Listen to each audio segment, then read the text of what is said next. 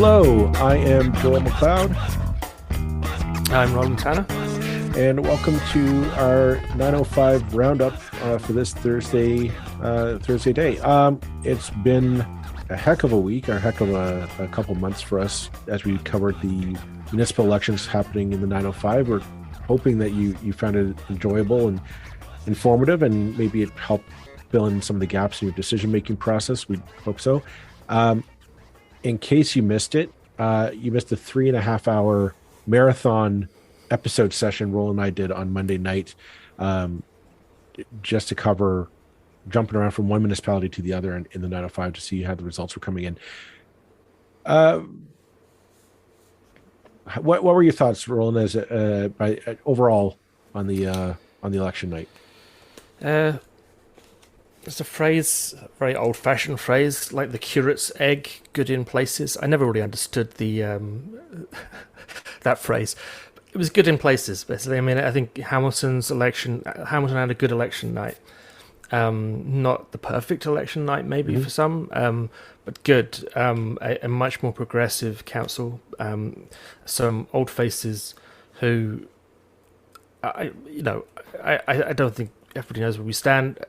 Those guys needed to move on. We weren't backing candidates, but there were certainly candidates we felt needed to move on. They did. The good candidates from the previous council are back. Most of the real troublemakers, and really, troublemakers is not too strong a term for some of the people on the old council, are gone. Sam Marula was kicking and screaming as he went out the door today, making it a very long, lengthy set of allegations at the Red Hill Valley inquiry,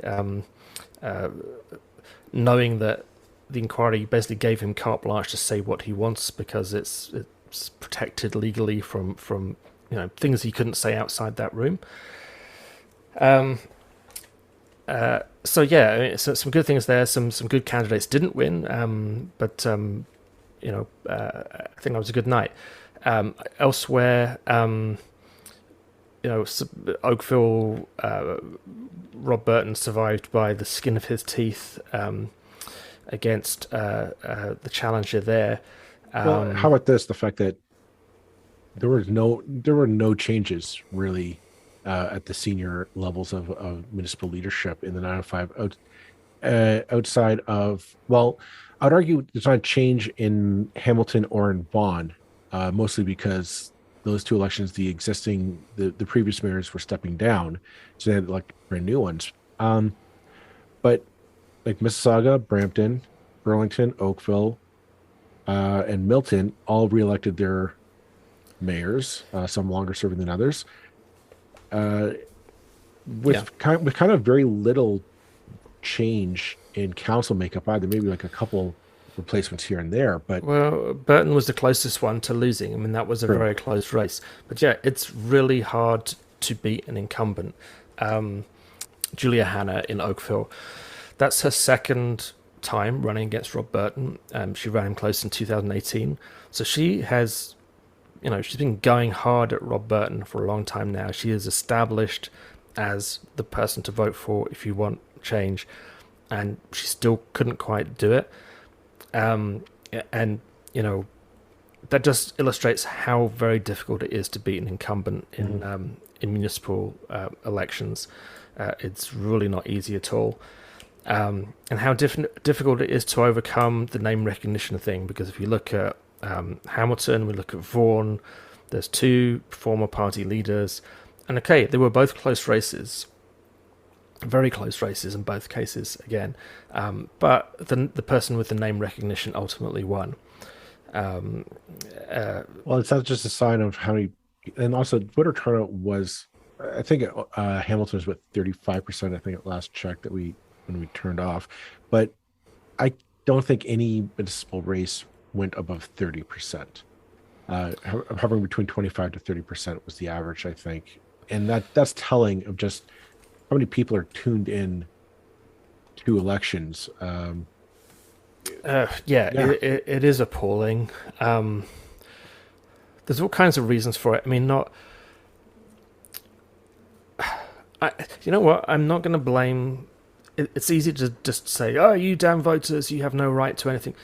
People don't vote for a reason, and it's because we basically we're not selling the election to people properly in a way that attracts them enough. It's a failure. Ultimately, it is a failure of media, of the political, of the political classes, of the municipalities themselves, to to properly do things that will bring more people in. Basically, we run these elections. We the year of an election, there's a little bit of a splash about it.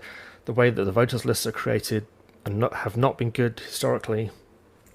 Many people, particularly renters, are excluded. The whole thing is still geared to the idea of property ownership in many ways. So if you own 3 houses in 3 different cities, you get to you can vote in those 3 different cities, which is a strange kind of thing that we have still. The other issue, and that's something that we have talked about, is that how maybe this is showing a bit of hypocrisy on our part, but just how minimal power a municipality has. I mean, the number. We're going to talk about this later in the podcast, so I don't want to, spoilers. But the number one issue for people was development and housing affordability. And if you look at any polls governing what were the issues affecting 9 times out of 10, that was cost of living, housing affordability were at the top of those polls pretty consistently. You and I have talked numerous times in this podcast how frustrating it is for a municipality to properly chart its own development, which is a pretty damning indictment of, I want to say, the provincial government. It's not just the progressive conservative. The Liberals are just as guilty of this, that they have not properly structured municipalities to give them the tools that they need to properly develop on their terms. You can give guidelines and goals that they must reach. I think that's fair, but the province just doesn't trust its own creations, I guess is what I'm trying to say. And that turns off people. People will complain all they want about, oh, we want to choose where high rises go. We want to choose how things are developed and where the urban growth centers are, et cetera, et cetera. But the province won't truly give out those powers. The municipalities constantly have to go back to the province to say, like Oliver in the Dickens novel, please, sir, can I have some more? And it's just a cudgel that am I using cudgel? Yeah, a big stick that the province gets to beat the municipalities down with whenever they get too uppity, which is one of the things that I wanted to see in the municipalities was a bit more.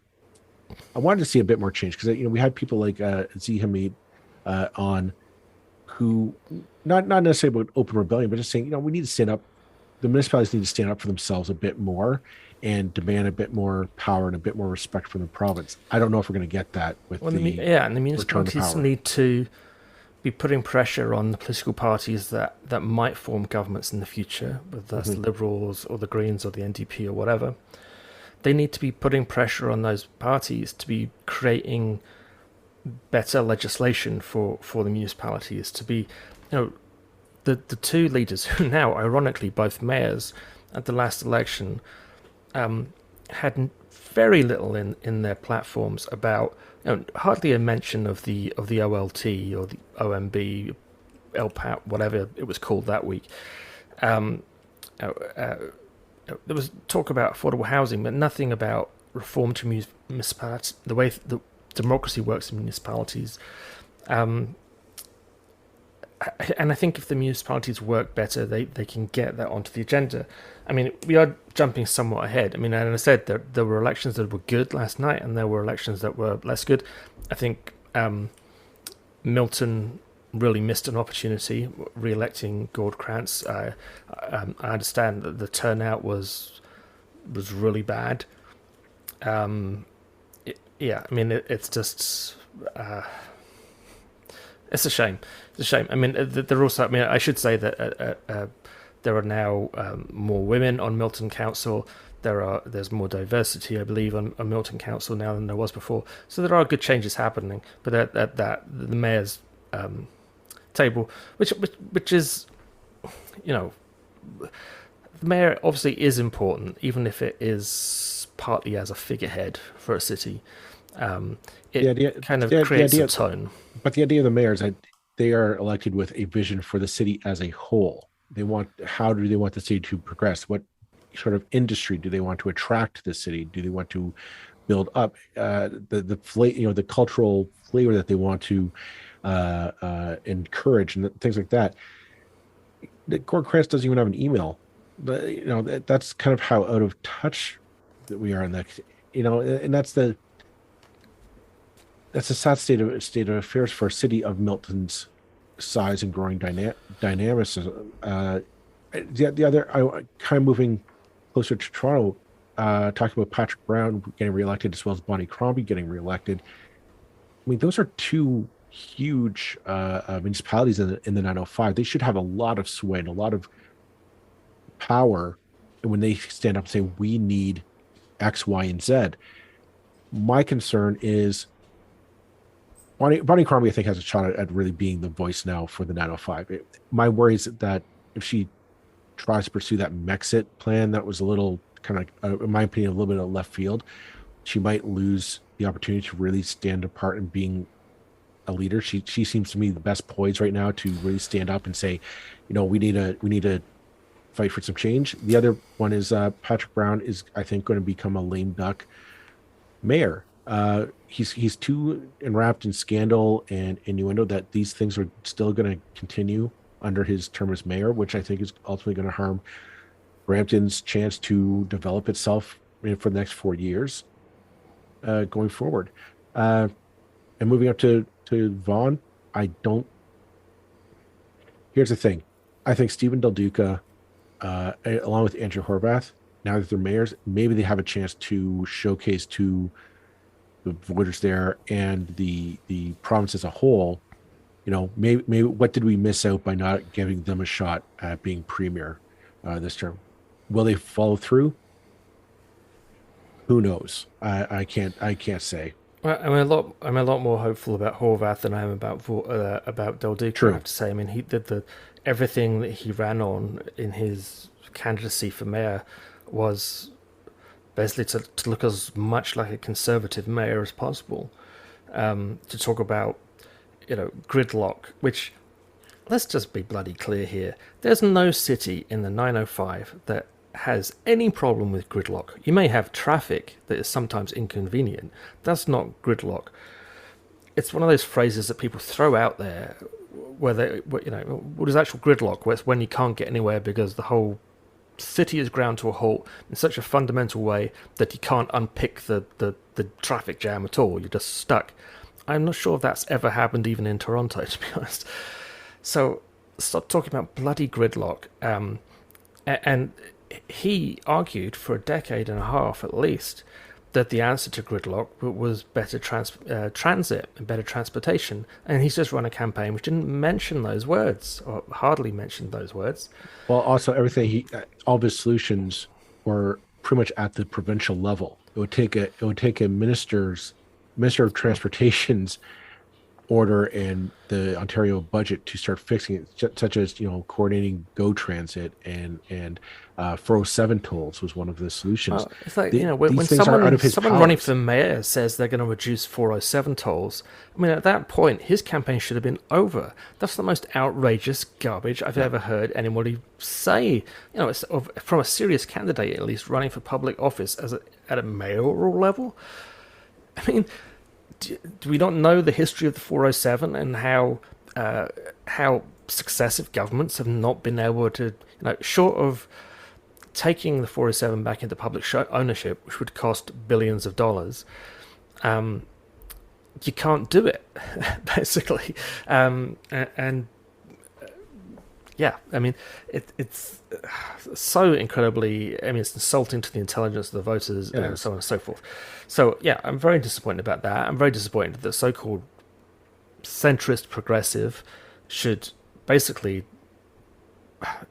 for the sake of getting elected, just become a conservative overnight.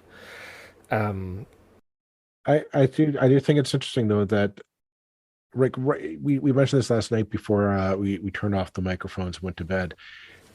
Like right now at Queen's Park, there is no opposition to Doug Ford. Really not effectively. The NDP and the Liberals are both leaderless. They are who knows how that will, and nobody's chomping at the bit for either of those positions, which is maybe that's just another episode we should focus on the fact that we are a few months into the provincial mandate of Doug Ford. Both parties are leaderless, and there's nobody organizing that we know of for those positions, which is telling in itself for both the NDP and the Liberal parties. I mean, there's people ruling themselves out. Well, Catherine Fife ruled herself out today, I think. Yeah, like people are running away from those positions than they are jumping into it, which is telling. Anywho, so that leaves a question: well, who's the political opposition to Doug Ford's plans? And again, foreshadowing, folks, we're going to be talking about this later in the episode, so stay tuned.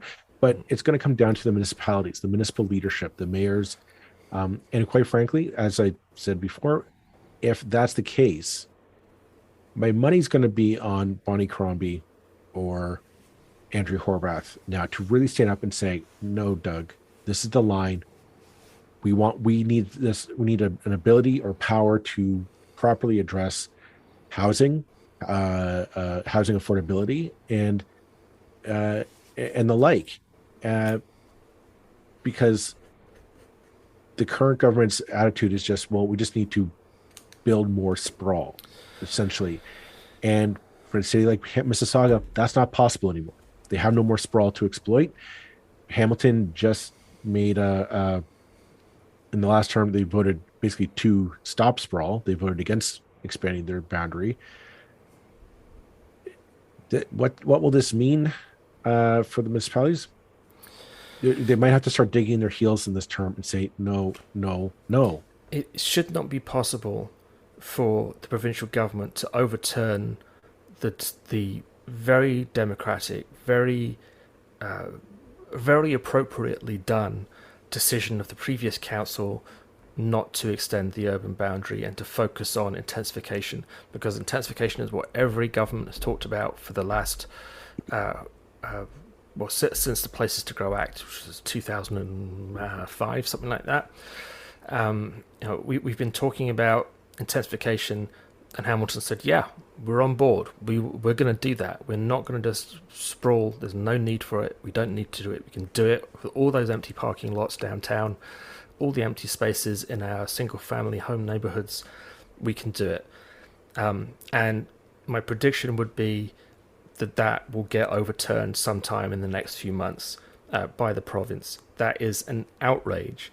And the first job of Andrea Horwath and the new council should be create merry bloody hell over that, and then go and talk to Halton region, which made the same vote a few months ago, and will be facing the same overturn of their democratic, carefully decided planning by the province, and say, hey, Halton, you've got the same problem we have. We're not going to take this anymore. We're going to do whatever it takes to stop this. We're going to talk to our residents. We're going to get them to work on this campaign to stop this, because it's not on. There's a reason why the federal government can't just arbitrarily do stuff in the provinces. Justin Trudeau can't, much as he might like to, just overturn a piece of legislation from Doug Ford. In other countries in the world, nor can they do that to cities. For some reason, Canada has, it's the worst mistake in the Constitution, this thing that put cities in the position of creatures of the government, but they are basically just sub-offices of the Ministry of Municipal Affairs, with this sort of facade of democracy plonked on top. Why don't we take a break with that? Because this is going to be what we're going to talk about in the next half, and so why don't we just take a break from that, and we'll be back right after this message from our sponsor. And we are back. So we've been teasing it all in the preamble for this episode, so why don't we just get into it?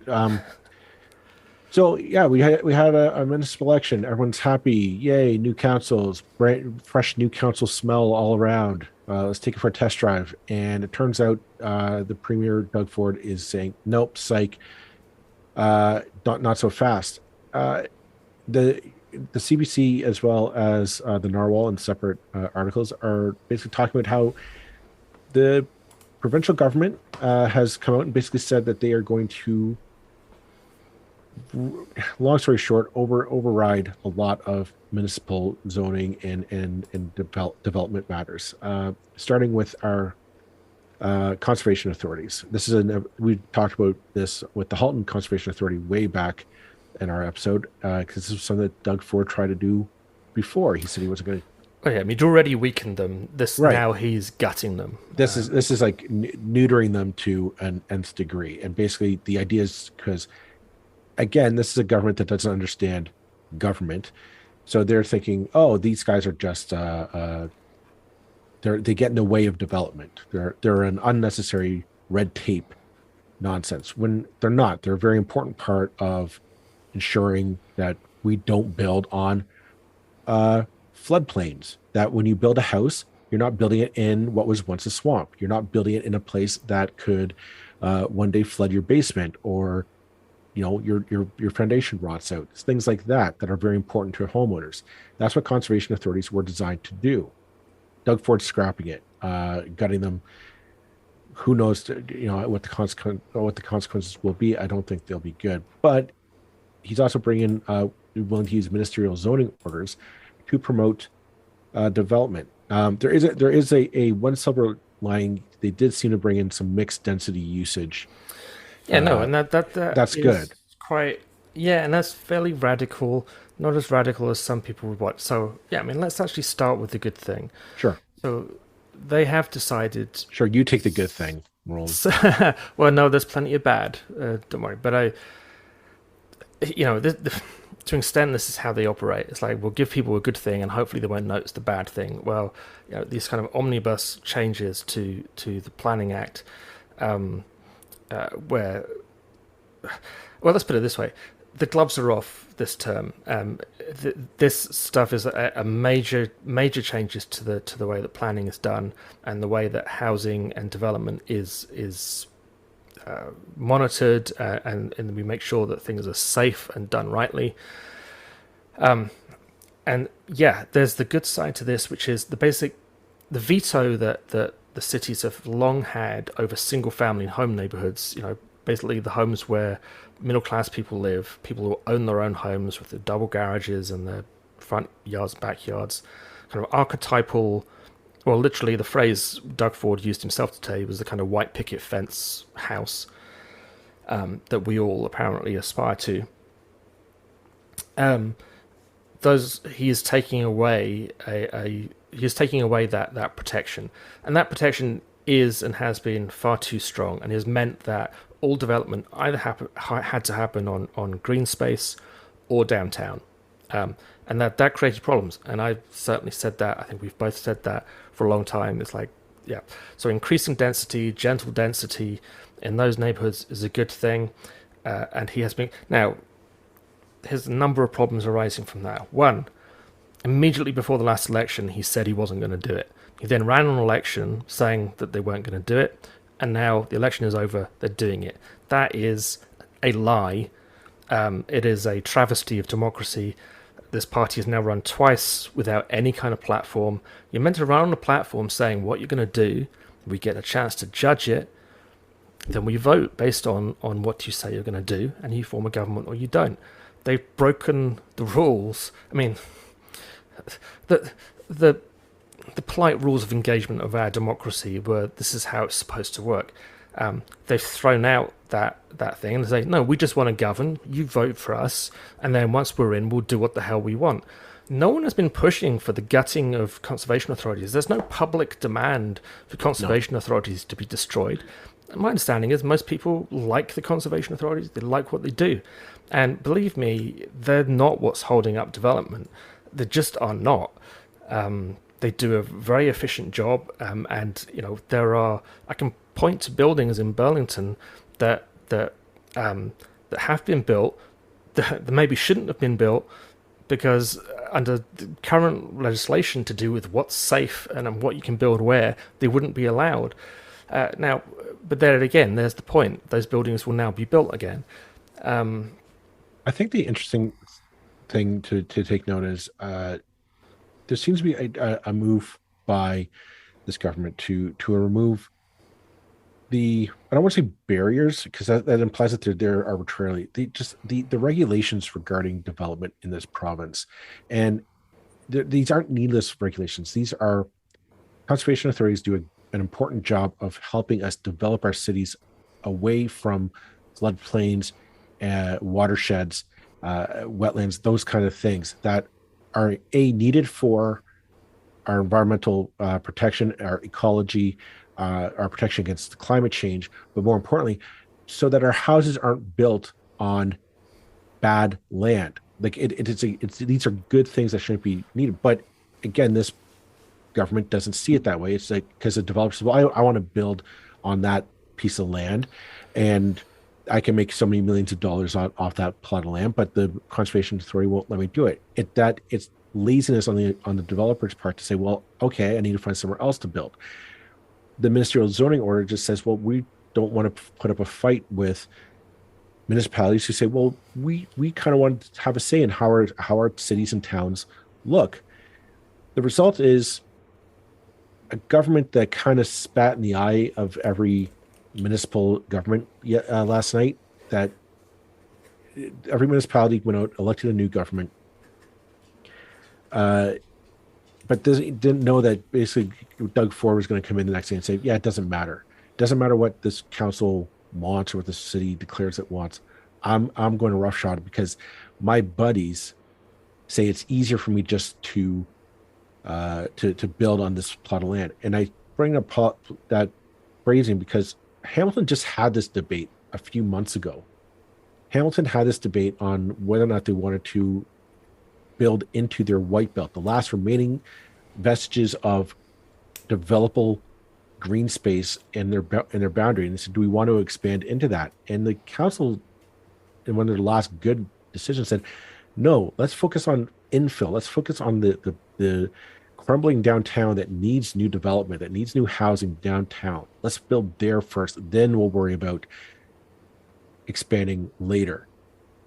Despite the fact that developers wanted to expand into that because it's easier. It's easier just to build a new neighborhood, a new detached white picket fence home than it is to renovate an older building, than it is to build an apartment building or a condo building. We have a complex issue of needing to develop living space for 1.5 million people, or probably more than that now, in the province. And rather than looking at inventive ways to preserve our green space and to meet this need, Doug Ford is basically just going for the lazy man's approach to say, well, if there's a field there, I'm going to build a house, and then I can say I built more housing. That doesn't meet the needs of what we require. It's a bad decision all around. Yeah, I haven't seen the detail on the single family homes thing yet, but I mean they are actually risking some political. There's some political risk with that. But I mean, the one thing I will say about the kind of single family home increased density is that by and large, I do not see how that will be the kind of building that big developers are interested in or really able to exploit. That land already belongs to people. It belongs to individual homeowners. If you want to take your house and put a duplex or a triplex or whatever it's called on there, it's going to be the person who currently owns that house who is not a developer. So there's some good things there. I have to again say, okay, there's some good things there, but the cost of this is just utterly trampling all over local democracy. At every step of the way, when Doug Ford does anything to do with the municipalities, the price is less power for municipalities. They're already weak. He's making them weaker, and we need to trust democracy more, not less. And basically it's like, well, you know, people get in the way, so kick them out of the OLT. I mean, basically nobody had any power at the OLT anyway. He's taking away whatever remaining power people had there, which was almost zero. The conservation authorities, they get in the way, get rid of them. Basically, make the cities do their job so quickly and such a short time frame that they can't do it properly. They physically can't do it properly, so they either do it incompetently, in which case they're liable to be sued by someone down the road, or they fail to do things by the appropriate timeline, in which case it gets appealed to the OLT. So we're back to that situation where everything gets appealed to the OLT as a matter of course, which basically means that all significant development is now defaulting to being a provincial decision in the hands of a bunch of faceless nobodies who are appointed by the province. I just want to say that I think my gut's telling me that the notion of, oh, we're going to be able to infill into duplex, triplex housing is a red herring. I don't think maybe you'll see a couple pop up in your neighborhoods. You might see a homeowner who says, you know what, I'm going to become a landlord and build that. The reason why is because the one-off projects, fine, you'll get that happening, but you're not going to get the massive industrial scale building. Like no developer is going to come into Hamilton now and say, okay, some of these buildings that need massive work, we'll tear it down and we'll rebuild good housing for people, affordable housing. They're not going to do that because the profit margin isn't as big. It's going to be it's going to be more lucrative for them to go to Doug Ford and Steve Clark, the Minister of Municipal Affairs, and say, listen, I need you to let me build on that plot of land there, that green field, that farmland that's there. I can build you 100 homes there with, double car garages and a good yards in them. They'll look beautiful and all that, and I'll be able to turn a profit of maybe $100 million or so, where the math works out. Well, we were speaking to the Spacing podcast a couple of weeks ago, and that exact point came out, that someone has said, well, basically it's selfish Toronto denying, not allowing gentle density in single-family home neighborhoods is why we're getting sprawl. It's like, no, you'll get sprawl regardless, because developers, that's the cheapest option to a developer. It's like, give me a green field, I can build a house cheaply. It will cost the city more in terms of what they have to provide, but for the developer, it's the cheapest possible option. And that's not going to change with this change to single-family homes. Most people who own property in single-family home neighborhoods live in that home. They're not going to suddenly, the vast majority of them aren't suddenly going to wake up one morning and say, hey, I already have always wanted to live in a duplex, and I can build one on my own property. So yeah, it's not going to be a revolution. It's going to be more of an evolution, but I think that evolution could be good. But yeah, all the bad stuff that's going along with this is really bad. Coming back to the whole, we haven't looked properly at the strong mayor proposals yet. I mean, we have a bit, but they're not. I mean, let's dispose of the whole strong mayor phrase. These are not strong mayors. These are mayors with additional powers to do what the province wants. That's not a strong mayor. That's a puppet mayor, basically. Yeah, you're a strong puppet. And I think that's maybe the phrase that we should use from now on.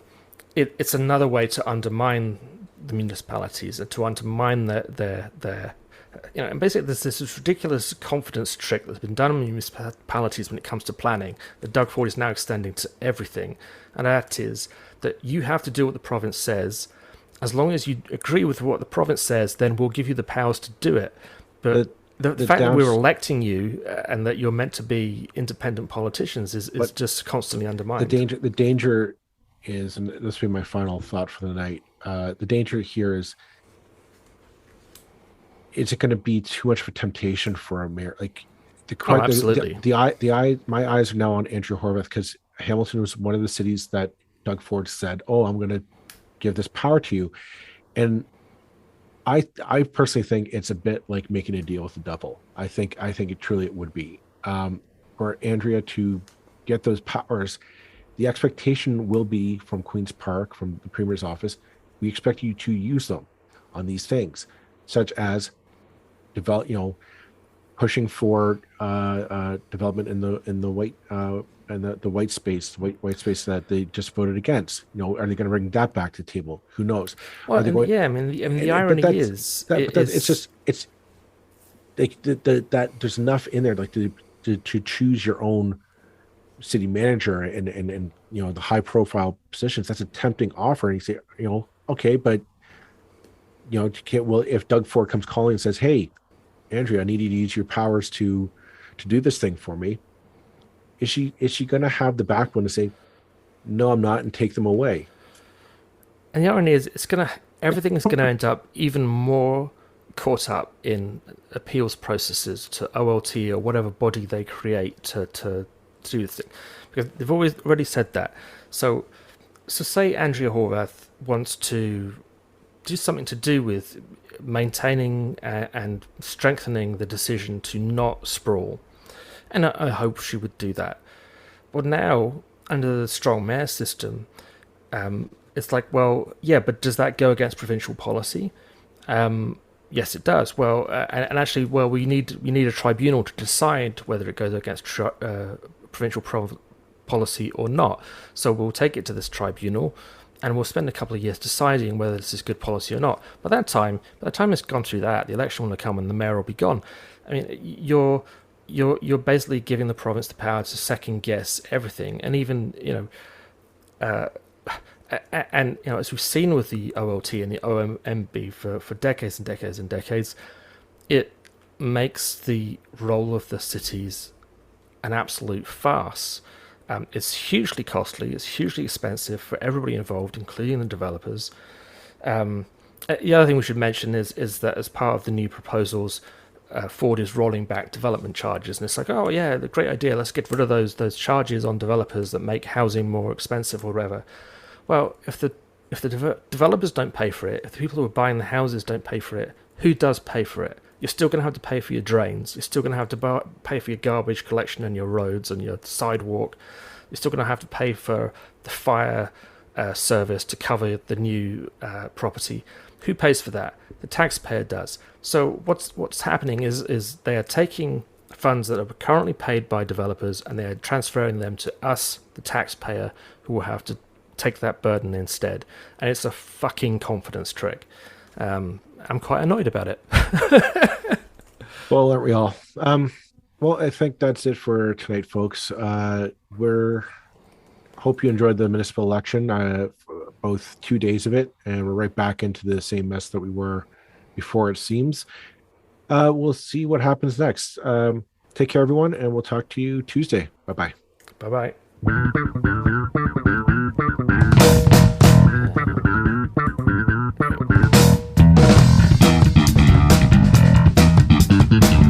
That's it for this episode of the 905er. Thank you for listening.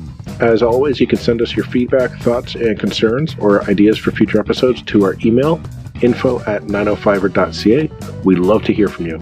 You can help us keep the 905er going by financially supporting us through Patreon as well as PayPal. Visit us at 905er.ca and click on the support tab. As well, links are in the show notes for your convenience. Lastly, you can find us on social media. Search for _905er on Facebook, Twitter, Instagram, and LinkedIn. So long for now. See you next time.